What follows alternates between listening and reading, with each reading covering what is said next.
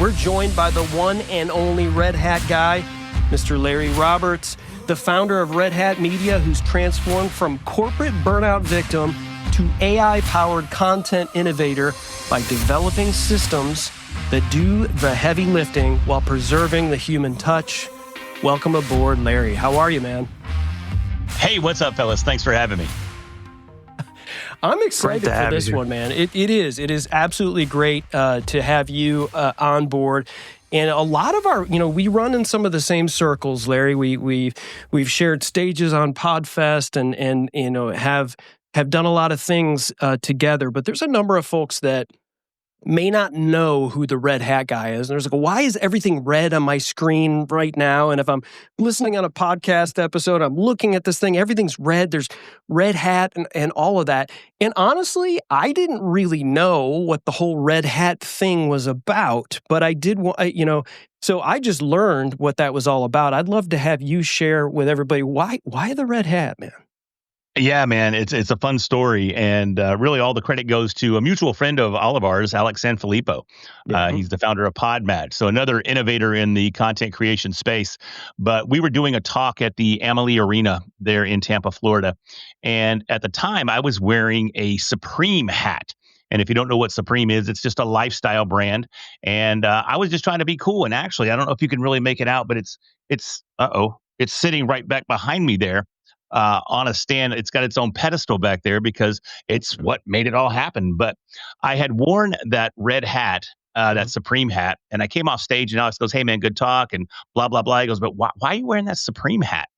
And I go, "Man, I'm just trying to be cool, trying to relate to the audience, trying to make a good impression, all that fun stuff. Give me just a second." Sure. My headphones got unplugged. So there we go. Now I'm back in action. All right. So sorry about that. Technical difficulties throughout this entire podcast. So, but he said, "Why are you wearing that Supreme hat?" And I'm like, "I'm just trying to be cool." He goes, "But are they paying you?" And I'm like, "Well, dude, I'm 47 at the time, and I think they'd probably pay me not to wear their merch, in all honesty." And he goes, "Well, then why are you wearing it on stage?" And again, I go, "Just trying to be cool." He goes, "Well, stop. If they're not paying you, don't wear their merch on stage." He goes, but I really like the red, because I'm about 6'3", 6'4", depending on the day. And he goes, "I can see you all the way across the arena here." So that really resonated with me. So when I got home, I tossed the Supreme hat to the side, went on Amazon, bought a $6 at the time. I think now they're up to $13 since I started wearing them. Of course, unbranded, flat billed red hat. And before long, I was the Red Hat guy. And I didn't even really understand the power of branding, to be honest with you. Yeah. But about 6 months later, about 6 months, I was at Bitcoin Miami, which is another massive conference, like 35,000 people there over the course of 3 or 4 days. And over the course of those 3 or 4 days, I was there as a content creator, and I had multiple people that I had never met came up and went, aren't you the podcast guy?"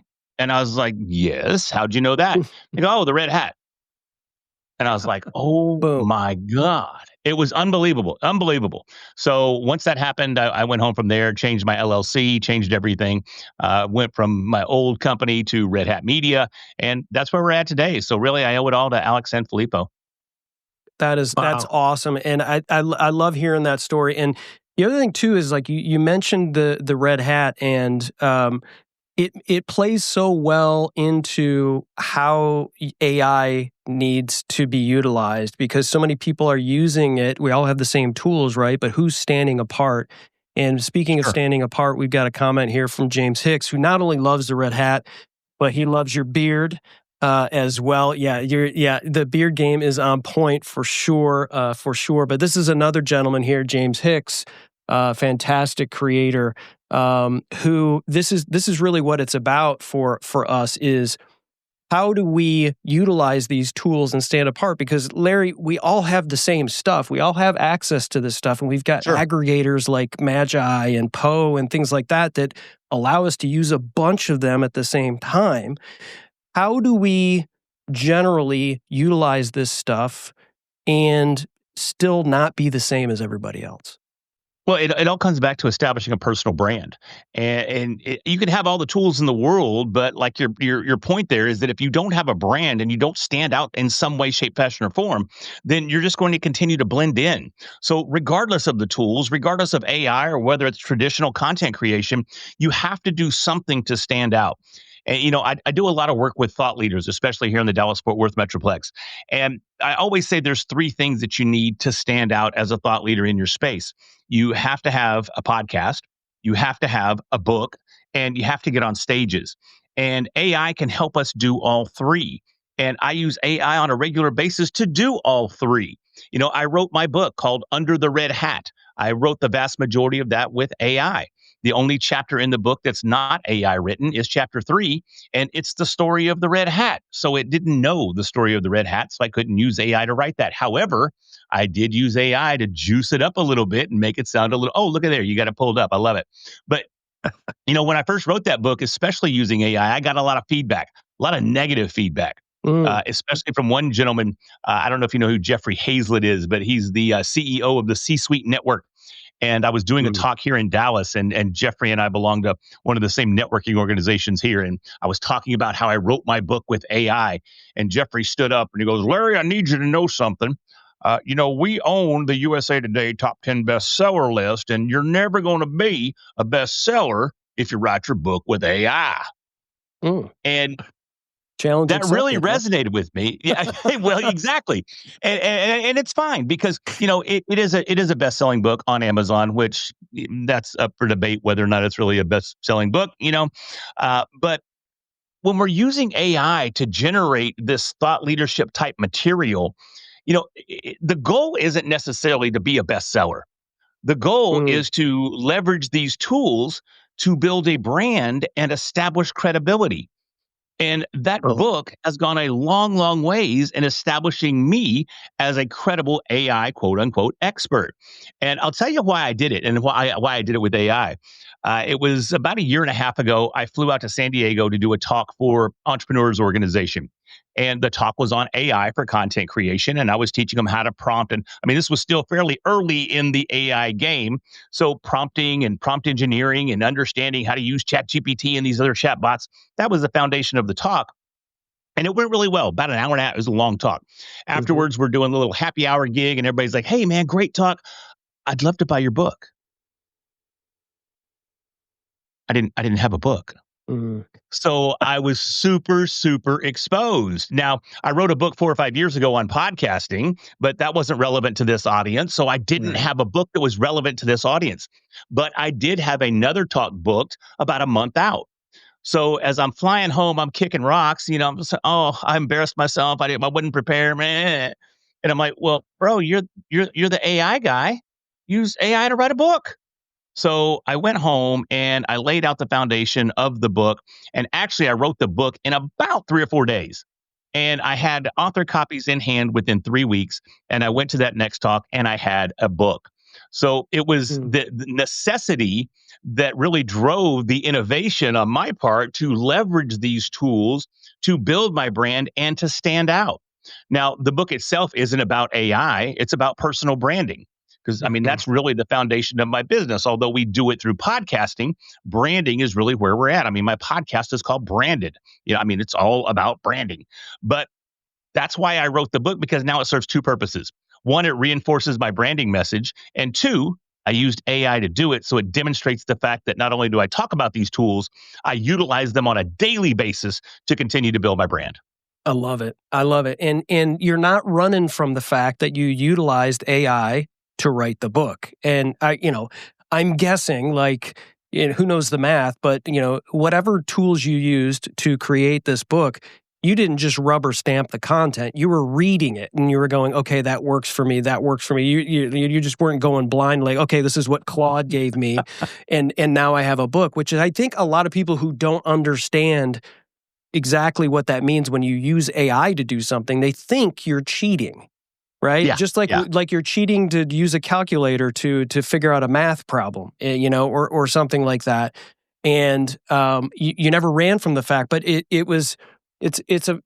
you're just saying, hey, listen, I used AI to do this. I carried the bag. I'm not just a guy who talks about AI. Here's an example, a really good example, a best-selling example of how I utilized AI. We did have your co-host of your podcast, Sarah Losi, was on the show as well. So we're double dipping on you guys. We're getting the full consultation here, right across the board. So this is awesome. Hopefully, mine gets more engagement. So. Oh, wow. It's like a little friendly competition between you. It's always a competition with Sarah and I. Yeah. Florence is chiming in and they're saying, listen, you're already got more engagement already than Sarah. So, go there you go. I love it. And talk smack with her when you get back Sarah. to the office. Take that. We'll get right back to the show, but first, I wanted to tell you about the School of Podcasting, the #1 place to learn about podcasting, brought to you by the amazing Podcast Hall of Famer, Dave Jackson. I'm a member, and it's a fantastic place for podcast courses, a super helpful podcast community, and unlimited podcast coaching. The link to check it out is here in the show notes, or you can head on over to sop.dealcasters.live and tell Dave that Dealcasters sent you. Now back to the show. No, but something too. I want to continue to build on that, because you're right. I didn't run from the fact or try to hide from the fact that I used AI or tried to pull the wool over anybody's eyes. As a matter of fact, there's about a 2.5 to 3 page disclaimer in the very front of my book that says, "Hey, this was written with AI, and here's why." And here's how you can use the tool very similarly to help build your personal brand as well. So I think that being upfront really changes it as well. If you're out there and you're writing a book and you're not disclosing the fact that you're using AI, I think that's a little shady, and I think that's wrong. But like you were pointing out, Chris, I don't run from the fact that I use AI. Matter of fact, I stand on the pedestal of using AI. And just as a demonstration of the evolution of the acceptance of AI-generated content, what is today? Monday? Is Tuesday? I don't know what day it is. But it's Monday. It's Monday. I couldn't even get my camera to work, guys. I mean, it's a rough day. Okay, Can AI help you with your calendar, Larry? Yes, it can actually. But just last Thursday, I signed a new contract from a publishing company that wants to publish the second edition of my AI-generated book. Congratulations, man. A year later, now I've got a company coming to me going, "Hey, we'd love to have you on our roster. Here's what we'll do for you. Here's how we'll make it happen. And yes, you can continue to use AI." So I'm going to knock that out in the next couple of weeks, and we'll see the second edition of Under the Red Hat come out, hopefully within the next couple of months, and we'll be good to go. But I think that's just a strong demonstration of the public acceptance of AI and how AI is going to impact everything that we do. It's interesting. I had lunch today with Mark Hunter. I don't know if you know who Mark is, but he's on the board of directors the sales hunter. The NSA. Yes, exactly. The sales hunter. So Mark and I are good friends, and we were having lunch today, and we were actually having that discussion about whether or not we're going to continue to see this evolution of AI and how it's actually going to impact content creation. And while we're seeing this massive influx of AI-generated content with like Notebook LM and Descript does a lot of stuff. I mean, there's just platform after platform that will create content for us using AI. I think we're going to get back to that place, though, where people are going to be hungry for human generated content. And, I know a lot of content creators right now are pretty scared because they don't want to use AI. They want to stick to the human side of things. They want to have those human connections with their audience members. A lot of people podcast just to generate those relationships and build on their community. Yeah. And I think as we continue down this AI path and as we see AI impact more and more aspects of everything that we're doing, we're going to have a draw back to those community roots. I love that. Jim, I know you had a question. Yeah, so Larry, you bring up a really good point, right? You used AI to write your book, which I think there's nothing wrong with that. But I also think, right, you talked about how you really help people with branding.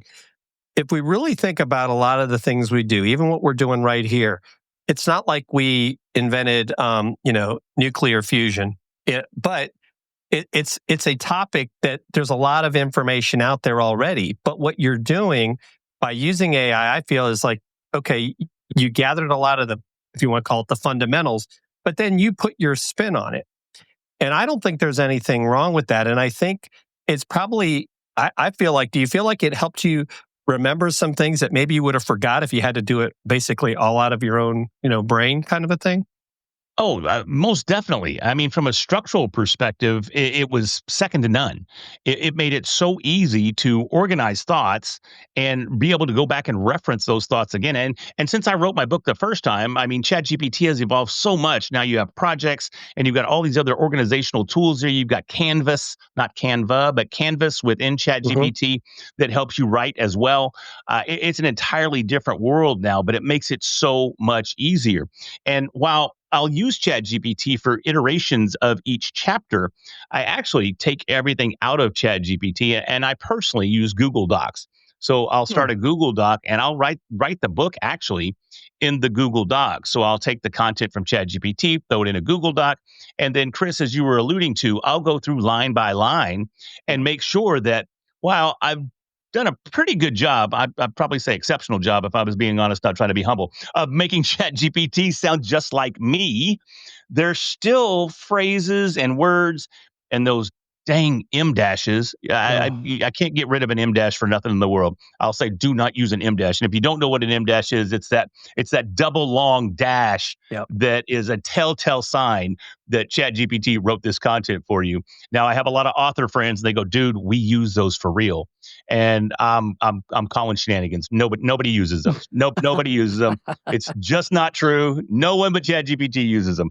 So, but anyway, so I'll go back in there and I'll take it line by line and make sure that it does sound like me and that it does read like I wrote it and that it is structured in a way that reflects the way that I would write. So you need to have that authenticity throughout the content, and you're not going to get that by a simple copy paste and publish. It's just not going to happen. Well, I feel completely verified now that you use Google Docs. Like I thought, here am I the only one with 17,000 Google Docs, and I have to search for my Google Docs to find Google Docs. It's like, it's just something that works for me. This guy right here, I'm guilty as can be. Been doing it for years. So yeah. Well, okay, so we talked a lot about the book stuff, right? But obviously, you're in the podcasting space. You have a podcast of your own. You work with a lot of podcasters, and a lot of the folks, Florence, James, like everybody is doing either live streaming, content creation, podcasting, whatever you want to. If it's an RSS feed, if it's not, we're not going to get into that conversation. They're creating recorded content with microphones that sometimes is on video and sometimes is only on audio. Let's just leave it there. There you go. So if you're speaking to someone who the AI is just another pile of mind junk for them, right? They're already a little bit stressed out by which microphone and lighting and what podcast platform they should use and all this other stuff. But they know they also need to do AI, but they don't want to sound like everybody else too, or look like everybody else who's just rubber stamping all this content with rocket emojis and piling it into their show notes, right? What would you say is like a day one step for people that like, okay, I really need to start using AI for my show, for my podcast, whatever you want to call it. What's that first building block that they need to build on as opposed to doing everything all at once? Man, producing, if you can't afford to have a team producing your podcast episodes, that's one of the biggest challenges, right? We all know we need to create a ton of content in order to stand out from the crowd. We know we have to slice and dice our long form content into short form content. And when you start looking at it, and I think this is one of the reasons that typically people don't make it past episode 7 of their podcast before they hit that pod fade phase, because it's overwhelming. So what I would recommend is that you use a tool. And I don't know if we can name tools on here. I don't want to like name whatever you want to name. We're beyond the doghouse. We're in the corner of the doghouse. So go ahead. Okay, cool. I tend to live there myself. So I sleep on the couch. I've slept on the couch for like 12 years now. So, but where I was going with that is you want to get something that will help you streamline your content workflow. Mm-hmm. And at our shop, we are a huge fan of Cast Magic. And I highly recommend that as a first step, you invest in something like a Cast Magic. And what that does, if you're not familiar with it, is you can upload your episodes in MP3 or MP4 format. So you can do audio or video. and it will take that and it will process that episode and slice it and dice it for you into a variety of different content. It'll give you show notes. It'll give you highlights. It'll give you quotes from every participant that's on the podcast. It'll just give you literally everything you need to put together an episode of your podcast quickly, efficiently, and just with amazing content. We're going to get right back to the show, but first I wanted to introduce you to the amazing Cloudlifter CL1 from Cloud Microphones. This amazing little blue box boosts your dynamic podcast mic signal for pristine audio quality in just seconds. Jim and I love ours, and you can snag one of these CL1s or new Cloudlifter X's for yourself from the links in the show notes below. Elevate your audio content with the Cloudlifter. Now, back to the show. Wow. Yeah, I'm a huge fan of Cast Magic for sure. And it's, I think it's on sale right now on AppSumo.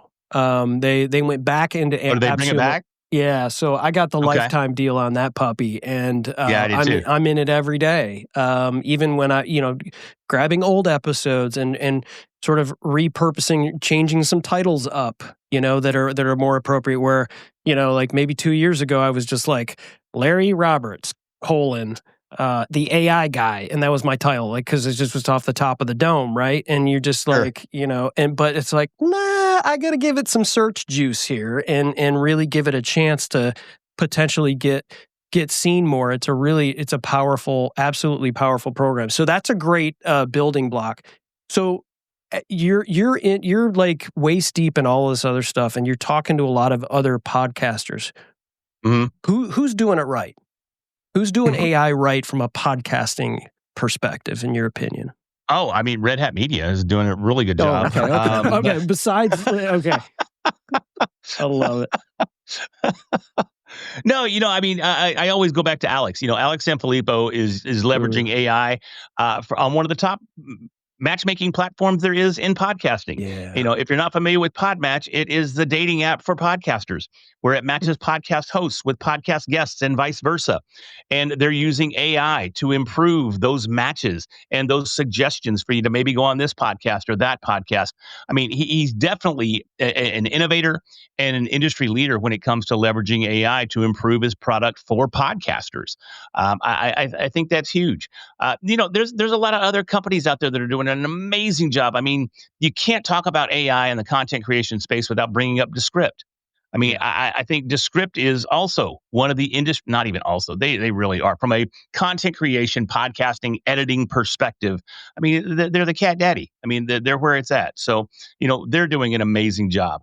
Capshow is out there as well. Capshow is very similar to Cast Magic, but they've got some additional functionality that's built in, or some different functionality. I won't say additional, but they take some different approaches to the way they do things. They've always done an amazing job. So, the list goes on and on. Headliner, if you're not familiar with Headliner, they do a great job at AI-generated content for, what are they, where you take a little quote and it's like a soundbite from the podcast, and then you post that up. There you go. Thank you. Audiogram. Yeah, they're great at making audiograms, and they use AI for that. I think their AI platform is called Eddie, and Eddie is a great tool and a great resource for helping you create additional content on top of your podcast. Again, the list just goes on and on and on of all these tools that are out there that are doing a really, really good job in the podcasting space and making life easier for content creators.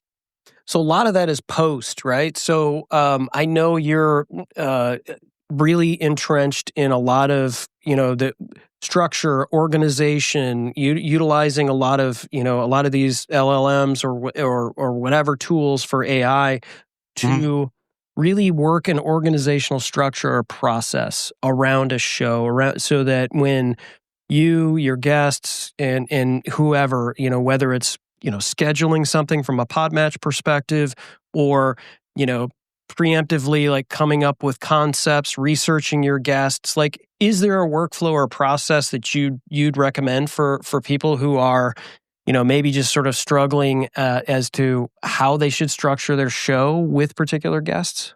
Man, from an AI perspective, there's really not off the top of my head. I can't think of one out of the box that does that job. Okay. And maybe I just need to educate myself more from that perspective. But something like a Make would allow you to build that automation, like Make.com, or Zapier.com. Both of those are excellent platforms for creating your own custom automations.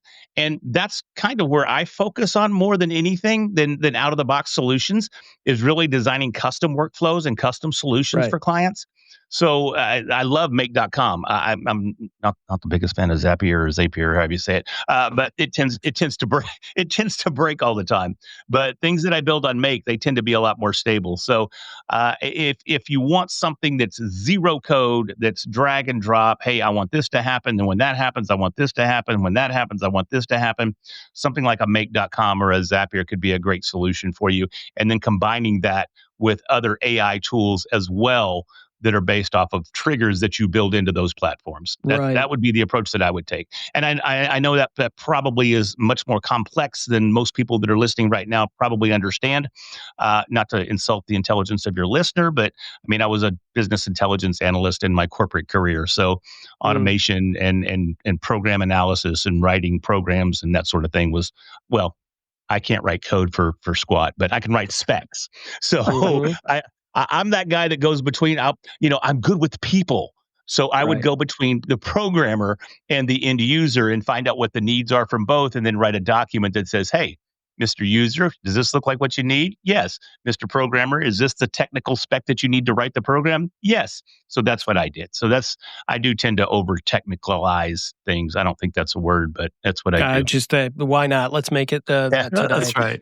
Yeah, we're go ahead, Jim. Yeah. So Larry, we, as you know, Chris Kermitzos Podfest, there's a lot of talk about how podcasting is becoming more video, but where you still have some people that maybe are into the audio thing. Do you think, have you seen a lot of people say taking their audio and with these tools out there, turning some of that into video clips that maybe aren't necessarily them, or maybe they have someone like Chris Stone that figures out ways to do that? What are your thoughts on that? Do you think they should be more original and use real video and use AI for other things?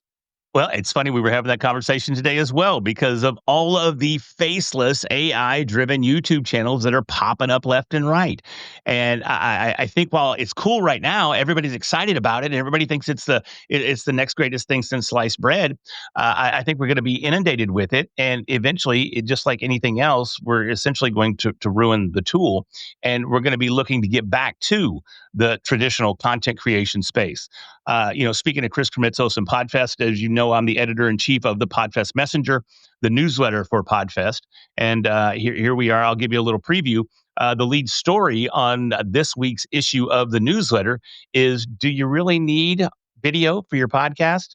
And in that article, the answer is no. Yeah, I think for a lot of people, we talked about this earlier, it's just another speed bump in their process. So if doing video stops you from creating, like that, you don't have to do video, right? So and I think that's, until you're comfortable with it. Now, if you don't do video, are you potentially missing out on getting found? If you put something up on YouTube that isn't technically a video, is it going to get any traction? Maybe not. But if you're not doing anything at all, that's worse. Right. So it's a lot worse. Yeah. And so I think a lot of people, when they see that, and I think another perspective is, and I'd love to hear your thoughts on this, Larry, is, since we deal with this all the time, we wake up and we're in it, and then until we're not, and then we go to sleep. We think we have this curse of knowledge that there's way more people doing this than there really are. And the fact of the matter is, not only are there less than you think, but it's less amount of people doing it consistently over and really doing it well. So if you can just think about it like that, like this isn't as big of an ocean as you think this is. You do have an opportunity to find that team. Any thoughts on that? Yeah, I mean, I think you're spot on, and I love the phrase "curse of knowledge." The curse of knowledge has ruined. I'm nearly 53, and the curse of knowledge has ruined so many things for me over the years. And I've often said that ignorance is bliss, and sometimes I wish I would just stay ignorant.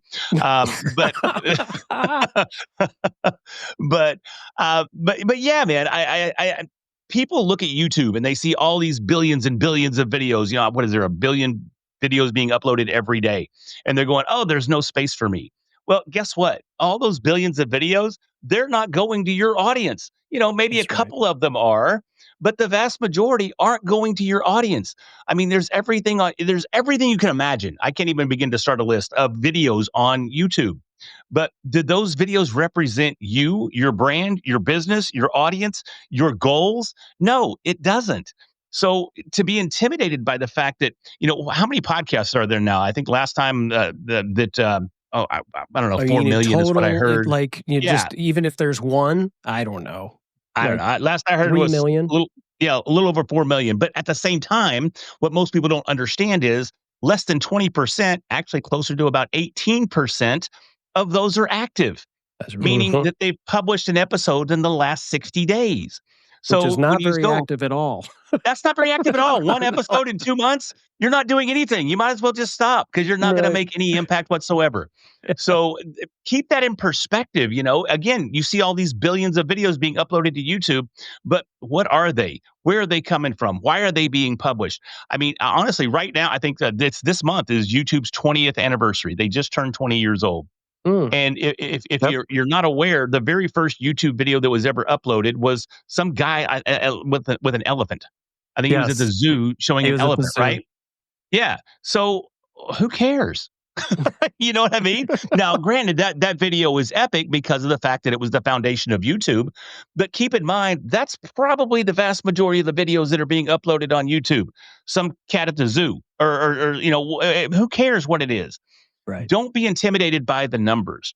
Understand your goals, understand your audience, and understand the impact that even just creating content on a weekly basis.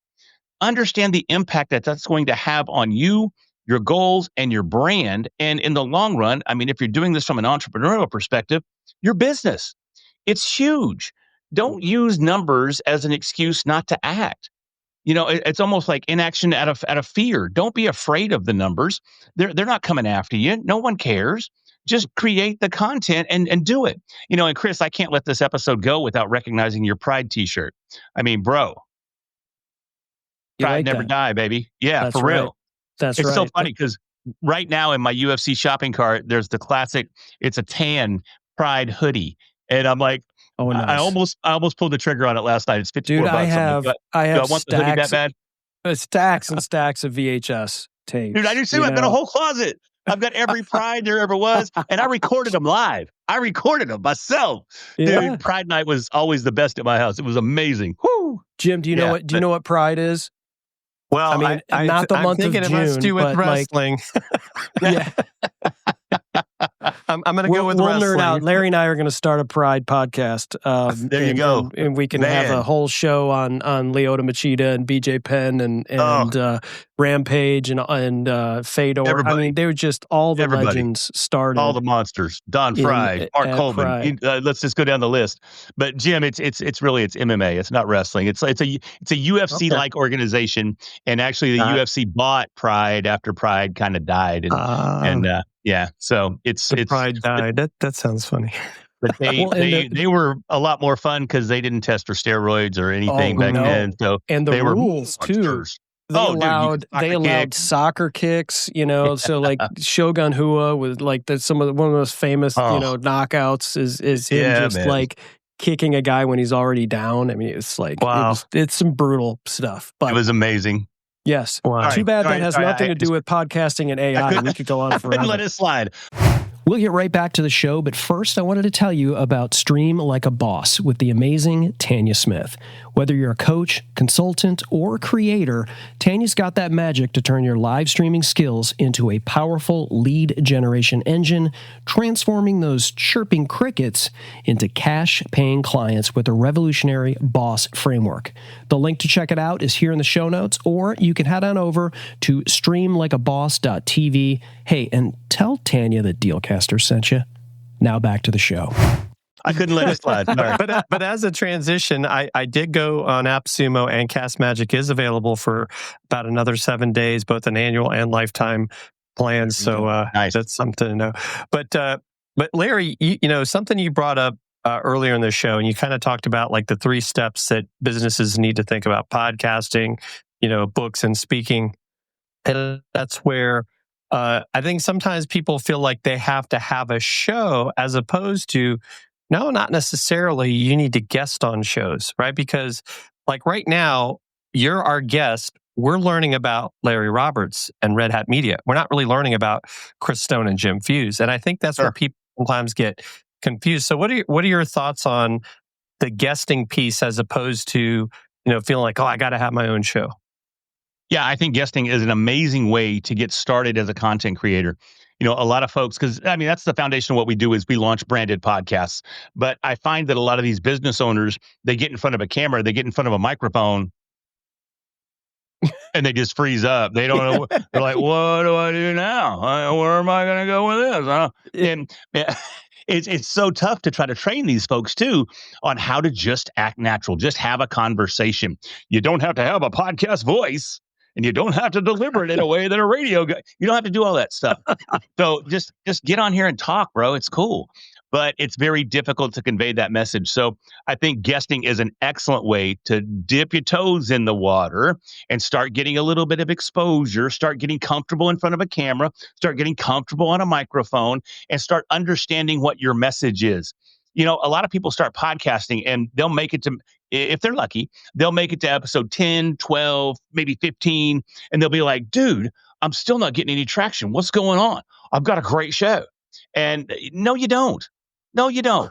No, you don't. You don't have a great show. You've never been a broadcaster in your life. You've never been in front of a camera. You've never been. No, you don't have a great. I know you think it's great and I appreciate what you're doing, but it takes about 100 episodes. I'm not exaggerating. It takes about 100 episodes to get comfortable, to find your voice, to find your message, to understand the camera, to understand the microphone, to understand how to have a conversation with someone else online.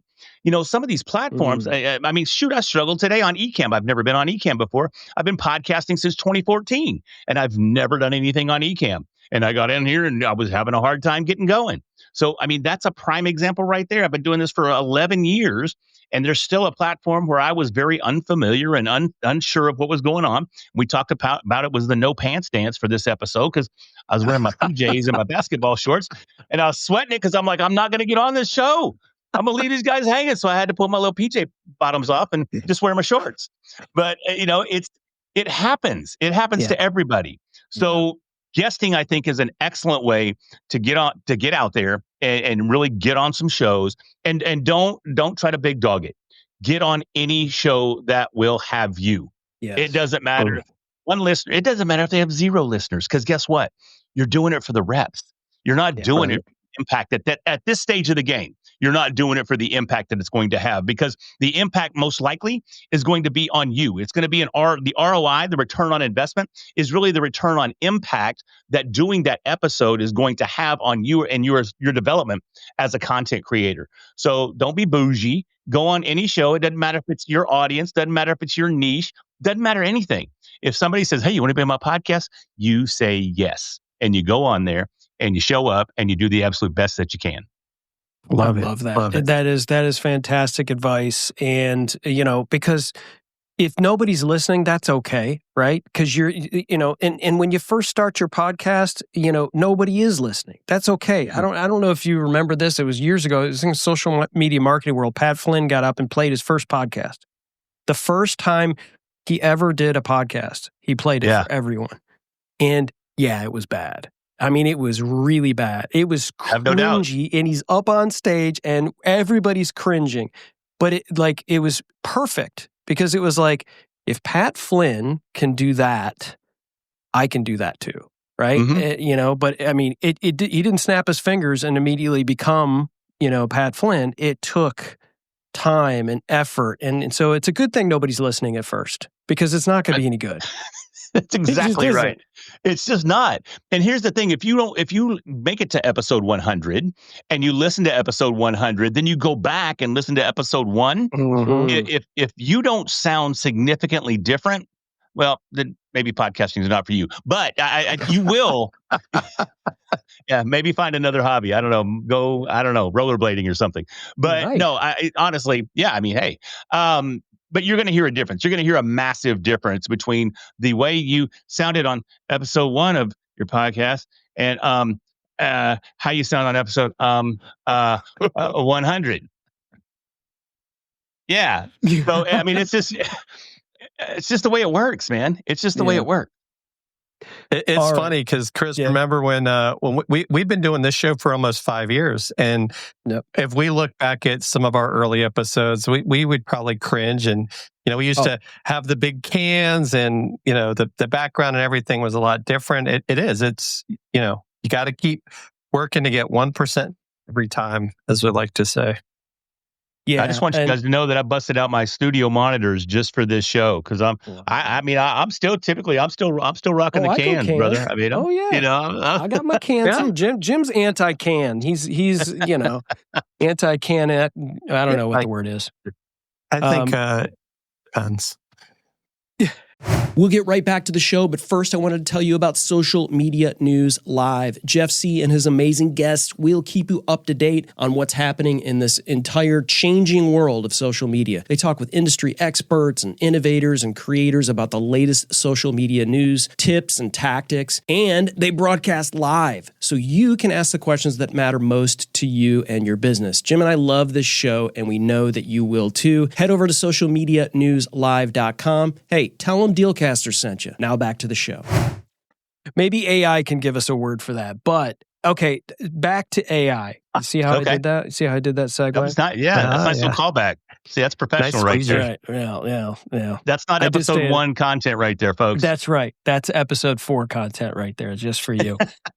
So you've been in this enough to know, and I mean, you know that. You can kind of see some stuff that's coming, right? You're every day you're kind of like, what's new in this world? Maybe testing out some new things, giving them test drives, and like maybe in the next year or so, where do you see AI going? Like where is this stuff going? There's a lot of stuff that feels like, like when clip art was first, came out into the world, and all of a sudden people put clip art on everything, and it's like, okay, after a while we've seen it, right? Who's doing things that are more creative? Who's taking this to the next level? Where do you see this going in the next maybe year or so? Man, it's so hard to say because it evolves so fast. I mean, you go back to January and look at where we're at now, the end of April, and it's evolved tremendously just in that short amount of time. So it's really hard to predict. But what I think is going to continue to happen is we're going to continue to see the evolution of video. I think video is going to become much cheaper to use. That's one of the drawbacks with video right now, and AI-generated video is the overall cost, the production cost, the energy cost. And that's one of the biggest bottlenecks that we're seeing right now in the AI industry is the energy it takes to run these large language models. And until we overcome some of those energy challenges, that's going to bottleneck the development of AI and the evolution of AI as we know it. But even with what we're doing right now and the capabilities that we have right now, I think we're going to continue to see where content creation continues to evolve. Sites like Notebook LM, I brought that up earlier. I think we're going to see more sites like that are going to become more and more human in their presentation. If you've ever used 11 Labs, I mean, just look at how far 11 Labs has come in a year. And I plan on using 11 Labs to read my second edition of my book when it comes out. I tried doing that with the first edition of my book, and it was a monster. The technology just wasn't quite there. It still sounded, you had little sliders where you could make changes to the inflection and tone of your voice, but it still just wasn't quite there. So I'm hoping that it's there now. So that's the kind of stuff that we're seeing on a regular basis improve, or those types of platforms. We have voice generation, we have video generation, we have, and here's the thing too that a lot of people struggle with, and even Sarah and I are having this conversation right now for our podcast. I mean, what more can we possibly talk about when it comes to branding? we've covered everything, so what do? Well, we head over to ChatGPT, or we head over to Perplexity, or we head over to Claude, or we head over to Grok, or the LLM of your choice, and we ask for ideas on what can we talk about. I think we're going to continue to see the rise of AI in the suggested content that we create, and it's going to help us overcome those creative barriers that we all face. As a content creator, you're going to hit that wall. You just are. Even my first podcast was a comedy podcast. And the name of the podcast was an innuendo, so we won't say that here. But it was, Okay. it did extremely well. We took it to a live stage show here in Dallas, and the stage show ran for 7-8 years. Then it evolved into an open mic, and it was one of the largest open mics in all of DFW for a long, long time outside of the comedy clubs. It was the largest open mic in DFW outside of the comedy clubs. But even at the end of that show, we're like, dude, okay, we've eaten dog food. We've talked to lawyers. We've talked to porn stars. We've done. What are we going to do now? We ate hot sauce. Where are we going to go? So it doesn't matter what you're talking about or what you're doing. You're going to reach that plateau where your creativity just comes to a screeching halt. And I think that's where AI is going to play the biggest role, because again, I want to allude back to what I said earlier, in that I think we're going to, because of all the AI content that we're seeing these days, we're going to be longing for human connection and human content, and we can still use AI to help generate that content or generate the ideas for that content. But I think it's going to come back to us as the content creators to create real, authentic connection with our audience. I love that. It's almost like everybody, when you hear something like that, and you're not the only person that said that, I also firmly believe that and just want to underscore that. It almost like when you hear something like that, you should feel a little more assured. Okay, sit back a little bit. Understand that there's going to be a lot of people that are going to be turning on their fire hose of content and just spitting it out and creating this big pile of mediocrity out there that all maybe looks and sounds the same, where you could really be tactical about what you're doing, plan things and organize yourself in the right way, be tactical about what other things can we be talking about that serves the audience. That stuff's not going away, right? You still have to serve your audience. You still have to have be the medicine for whatever their problems are. We're going to get right back to the show, but first I wanted to tell you about the game changer for your audio setup. Of course, it's the one and only Shure SM7B microphone. This iconic beauty is a go-to for top-notch podcasts. You've seen it on streams. It's the perfect microphone for any environment. You don't need a fancy studio. It's got built-in protection that handles background noise like a pro. Jim and I love ours, and you can level up your audio game today. Just check out the show notes for the links. Now back to the show. And sure. All this stuff is just, like, to your point, exponentially just getting greater. And then all of a sudden you hear this other thing. And I was going to get into this too and kind of, see what your thoughts are on, agential, in AI agents, right? Which is, I know you've gotten on television, ladies and gentlemen. We have a TV star in our midst to talk about this, amongst other things, on some morning shows. And for me, that is where I feel like it's another, I don't want to say watershed moment, like maybe the ChatGPT image engine was for a lot of people. And that creates this thing where now everybody has not an easy button, but it's a lot easier to create some really great looking art, just by a couple of, things. And all of a sudden, like, look how good this looks here. I have an action figure or whatever. Now we have to go, okay, I've got to be better because my grandma can create something that I couldn't create, last month, right? And now the agents are coming to where you wake up the next morning and your agent has booked you on stages for the next 3 months or all kinds of stuff. Talk a little bit about your thoughts on AI agents and maybe how it might relate to, content creation or just entrepreneurs who are doing it themselves. Sure. And actually, I was going to go down this path when I brought up make.com and Zapier earlier, but I didn't know where we were at with this conversation. So I didn't want to bring up agents and go off on a tangent there. So this is really where it's going. I mean, this is really where AI is going, is agential type AI, where you have we're going to call them applications, just so that people can relate to it more. Because you say agent and you probably start thinking about the Matrix, and you start seeing these dudes in black suits. But they're really like applications, but these applications, they can learn, they can iterate, they can make informed decisions on their own without human involvement. So that's where we start seeing the next evolution of the AI revolution, is we start seeing this agentic influence on everything that we're doing. I'm working with a staffing agency right now where we're building an agent, or a series of agents actually, to streamline their sales prospecting process. So they're currently sending out 300 manual emails a day. And then they have to have a whole team that comes back and they look at those responses, and then they distribute those responses to the appropriate division and salesperson and blah, blah, blah, blah, blah. So we're building agents to take care of that for them. So we're going to streamline that entire process. And I can see the same thing happening in the content creation space. You know, if you have an agent that understands your show, that understands the history of your show, that understands the goals of your show, that understands the audience that consumes your show, that understands you as the content creator and how you want to build your show, now you have an agent that can go out and think, oh, we've already done this episode. Well, let's take it from this perspective. You know, you may cover the same topic, but from an entirely different perspective. And before you go to bed at night, you wake up the next morning, now you've got an entire outline or script or however you want to do it for your next podcast episode. Then if you want to take it a step further, you could use something like a Notebook LM or maybe an 11 Labs or some other voice generator. And it could potentially even generate the episode for you in your voice, in your tone, using your emotional range. I mean, everything is there. So do I think that's what we're going to be seeing in the very near future? For sure. I do. You know, it's interesting because OpenAI, back when ChatGPT first dropped, they dropped the roadmap of AI, and it was 5 steps. And agential AI was somewhere between step 3 and step 4, with step 5 being AGI, or artificial general intelligence, or just really straight up interactive thinking machines that make decisions and learn and evolve and just they do everything completely on their own.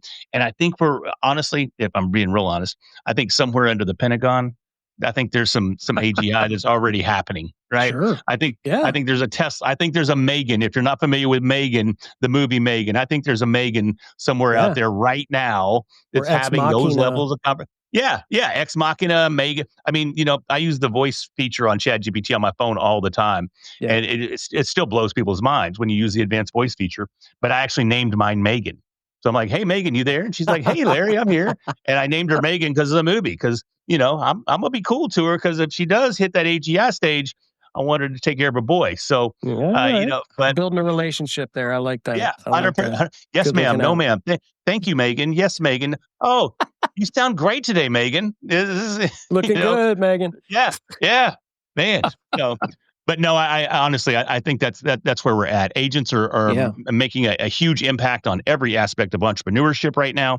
The vast majority of businesses out there are at least looking at some form of AI, and they understand that their workforce is going to be impacted significantly over the next couple of years because of AI.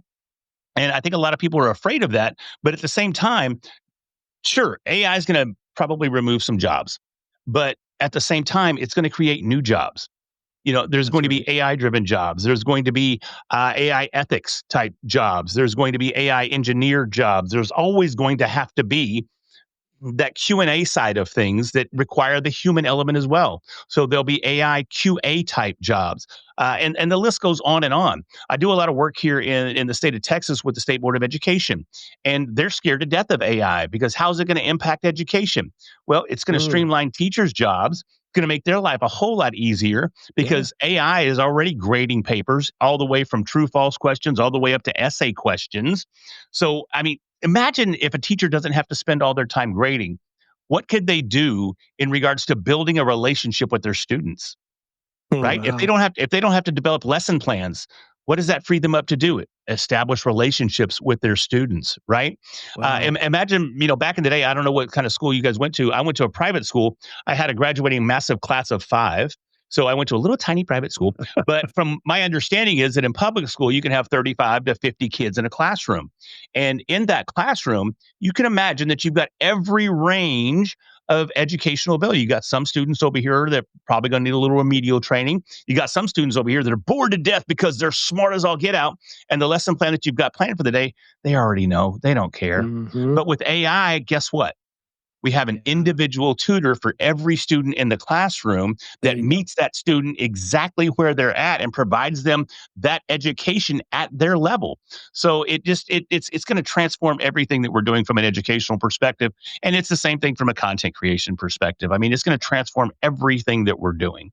So yeah, and I think leaning into it is the thing, right? It's like, don't just think like the job that I had for 5 years is going to be gone and replaced by AI. Instead, you'd be thinking like, let's lean into it and understand it instead of being fearful of it and figuring out what you can be doing as opposed to just like waiting for the hammer to fall and being scared of it. It's and I love that insight for education. I'm glad you went there. I think a lot of people, especially in the education realm, are absolutely petrified of it and aren't looking at it like you are. Like, hey, you can be using this stuff to free up these educators to do what you hope they would do, is not just grade papers and do all of these, mundane tasks that AI can do and build relationships with these students. I think that's a really refreshing take on that. Yeah. I mean, I was very lucky again to have such a small class. I was the smallest class in my school at that time, but a typical class at my school was about 15, 20 people. But just last week, I went back home to my hometown and visited my high school English teacher. And I do that about once a quarter because she established a relationship with me. She was there for me throughout I posted about it on social media, on LinkedIn and on Facebook. You guys probably saw it. But she was just there for me in my most critical time of life when I was developing. And if I hadn't had that small environment, if I hadn't had that personal one-on-one relationship with Miss Loden, I don't know what would have happened, right?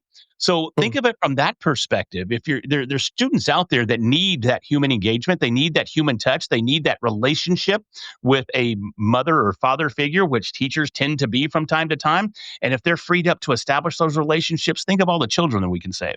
I mean, it's really an amazing thought when you put it in that perspective. I love it. I love it. Ladies and gentlemen, this is the one and only Larry Roberts. Go to LarryRoberts.com. That's the home of Red Hat Media. There is so much stuff under the red hat, Larry. We only scratched the surface, my friend. But make sure you connect with him on all the places. He's a great follow on Instagram. We've got a YouTube channel here. The Instagram is The Larry Roberts, in case you were, and of course, anyone who's a fan of Pride and UFC and MMA is a friend of mine. Larry, this has just been absolutely awesome.